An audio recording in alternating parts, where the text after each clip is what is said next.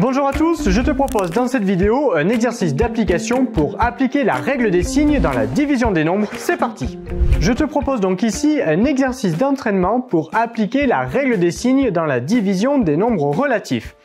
Donc dans cet exercice, on te demande tout simplement de déterminer le signe du résultat. C'est-à-dire, est-ce que le résultat va être positif ou négatif?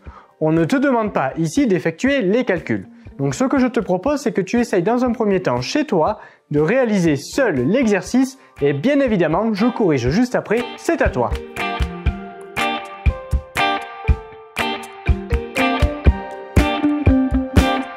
Place à la correction, vérifie que tu n'as pas fait d'erreur. Je vais rappeler rapidement quelle est la règle des signes lorsque l'on divise deux nombres relatifs entre eux.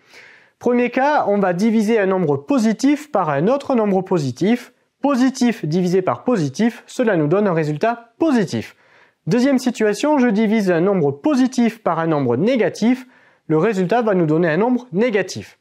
Troisième situation, je divise un nombre négatif par un nombre positif. Le résultat va me donner un nombre négatif. Et enfin, quatrième et dernière situation, on divise un nombre négatif par un autre nombre négatif. Négatif divisé par négatif, cela nous donne un nombre positif. Eh bien c'est parti, donnons à présent le signe du résultat des calculs suivants. Ici je vais diviser un nombre positif par un négatif, le résultat me donne un nombre négatif. Ici on va diviser un nombre positif par un négatif, eh bien le résultat sera un nombre négatif. Je divise ici un nombre négatif par un autre nombre négatif, négatif divisé par négatif, attention, cela nous donne à l'arrivée un nombre positif.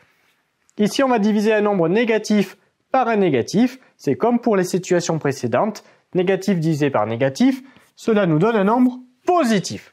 On continue ici, positif divisé par positif, et bien tout simplement ça nous donne un nombre positif à l'arrivée.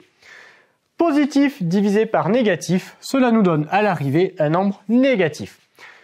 Négatif divisé par positif, cela nous donne un nombre négatif à l'arrivée. Et enfin, on termine ici, négatif divisé par positif, cela nous donne un résultat négatif. Cet exercice est désormais terminé, abonne-toi à la chaîne si ce n'est pas déjà fait et on te dit à très vite dans une autre vidéo de Petit Savant.